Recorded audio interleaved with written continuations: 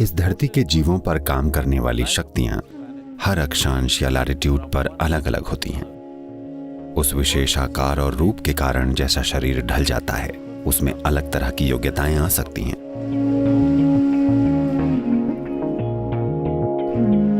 यही वो कारण है कि धरती के संपर्क में रहना हमारी सेहत और खुशहाली का एक बहुत ही महत्वपूर्ण हिस्सा है। मुझे पता है मेडिकल समाज इसका मजाक उड़ाएगा, लेकिन मैं इस पर 100% कायम हूं।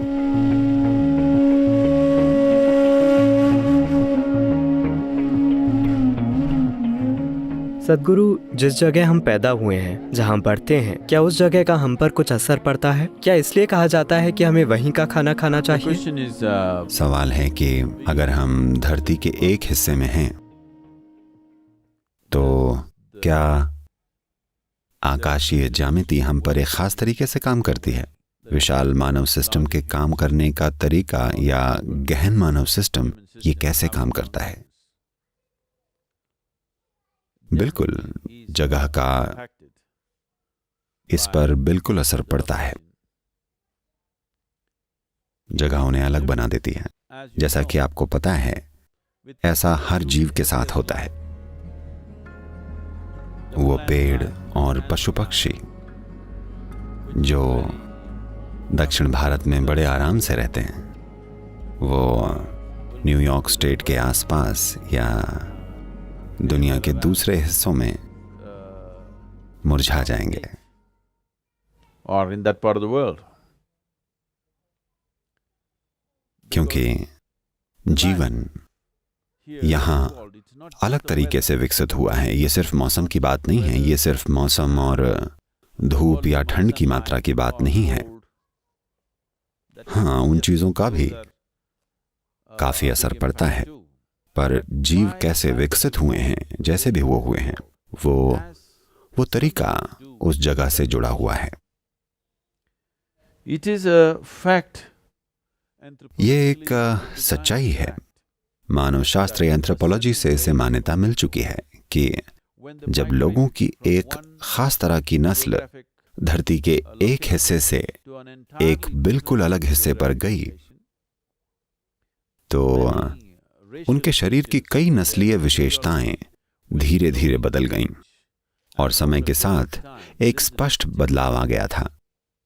इतना बदलाव कि कुछ समय बाद पहचानना मुश्किल था कि वो पहले कैसे थे, एक खास समय के बाद। उदाहरण के लिए, भारत में लंबे समय से कई नस्लों का मिलन होता रहा है, पर आप देखेंगे कि इसके पृथ्वी पर इस जगह पर होने की वजह से, हालांकि तापमान, मौसम, इन सब चीजों का असर होता है, पर इसके अलावा उनके इस तरह के भोजन खाने से धरती पर वो कौन सी जगह पर थे, इन चीजों से उनका शारीरिक रंग रूप कैसे बदला है और वो कैसे पूरी तरह से बदल गए हैं, ये काफी अविश्वसनीय है।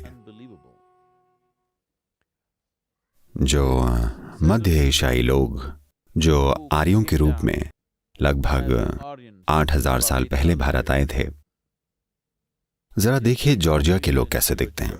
मैं उस जॉर्जिया की बात नहीं कर रहा हूं, मैं अमेरिकी जॉर्जिया की बात नहीं कर रहा हूं, मैं जॉर्जिया की बात कर रहा हूं, ठीक है? मध्य एशिया में वहां के लोग कैसे दिखते हैं, और जो लोग वहां से यहां आ चुके हैं, जो 6 से 8000 साल से ज्यादा समय से भारत में रह रहे हैं, आज वो कैसे दिखते हैं। आपको आश्चर्य होगा कि वो कितने बदल गए हैं, उनकी हर चीज बदल गई है। तो मौसम से, भोजन से, लैटिट्यूड से फर्क पड़ता है, क्योंकि धरती के घूमने की वजह से पैदा होने वाले सेंट्रीफ्यूगल और सेंट्रीपीटल बलों का धरती की हर वस्तु पर अलग अलग असर पड़ता है। इस धरती के जीवों पर काम करने वाली शक्तियां हर अक्षांश या लैटिट्यूड पर अलग अलग तरह की होती हैं।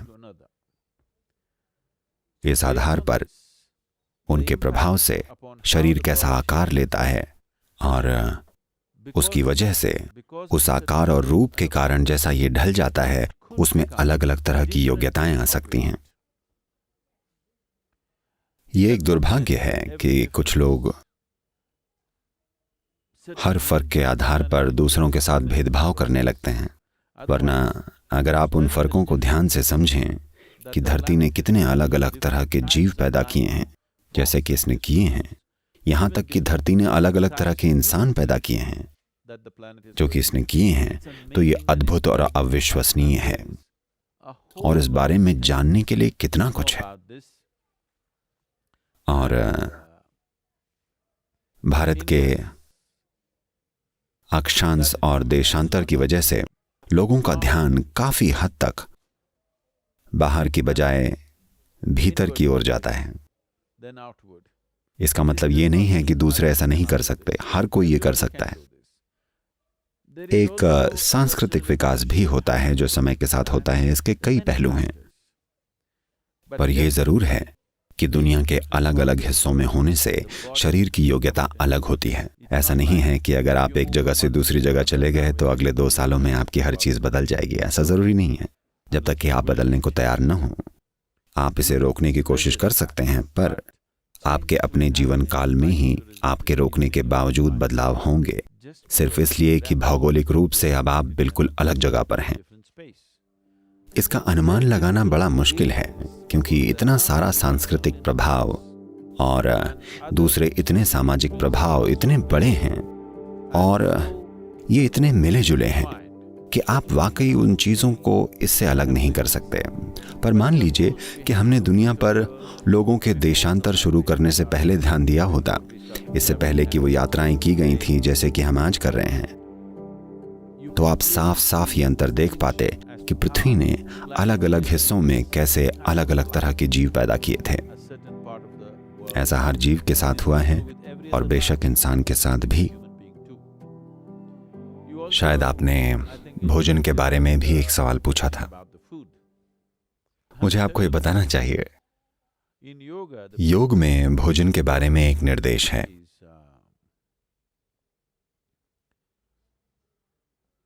एक इंसान एक दिन में जितनी दूरी तय कर सकता है, एक दिन में आप जितनी दूर चल सकते हैं, आपको उसी दूरी की रेडियस में पैदा होने वाला खाना खाना चाहिए। You should not eat food which is grown far away from you. आपको खुद से बहुत दूर उगा हुआ भोजन नहीं खाना चाहिए, क्योंकि जो शरीर आपने धारण किया है वो मूल रूप से इस धरती का ही एक टुकड़ा है। अगर ये इस धरती का एक टुकड़ा है और अगर आप उसी जगह का भोजन खा रहे हैं और आप वहीं रह रहे हैं, तो आपका शरीर और उस जगह के बीच लगातार एक संवाद होता रहता है। ये मत सोचिएगा कि ऐसा सिर्फ एक तालमेल आ जाने के बाद ही होता है। Even today, as you are sitting here, if you sit, आज भी जैसे आप यहाँ बैठे हैं, अगर आप इस जगह पर बैठें तो आपका शरीर और ये धरती, पृथ्वी का ये हिस्सा जिस पर आप बैठे हैं, इसमें एक निरंतर गहरा संवाद हो रहा है। यही वो वजह है कि पृथ्वी के संपर्क में रहना हमारे स्वास्थ्य और खुशहाली का एक बहुत ही महत्वपूर्ण हिस्सा है।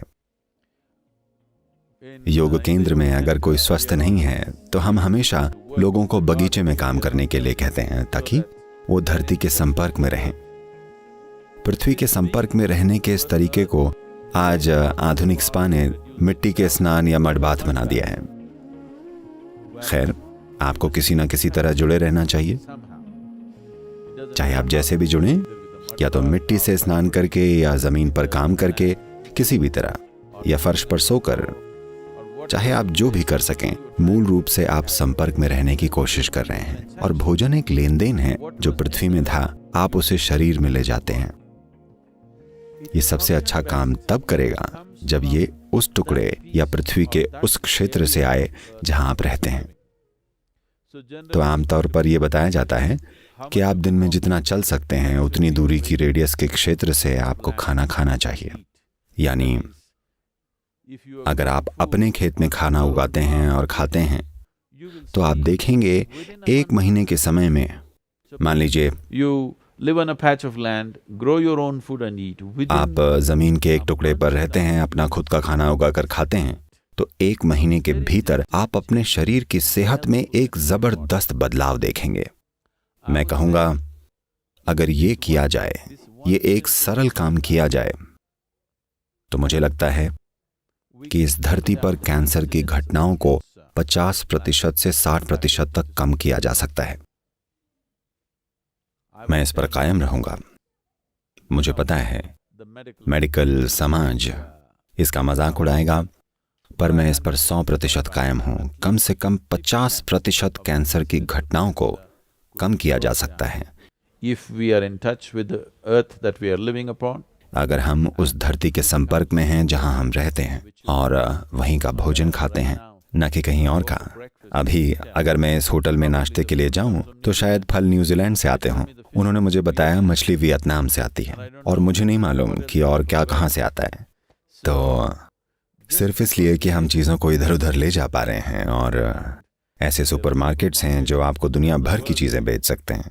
हम ऐसा सुख के लिए ज़्यादा कर रहे हैं, न कि खुशहाली के लिए।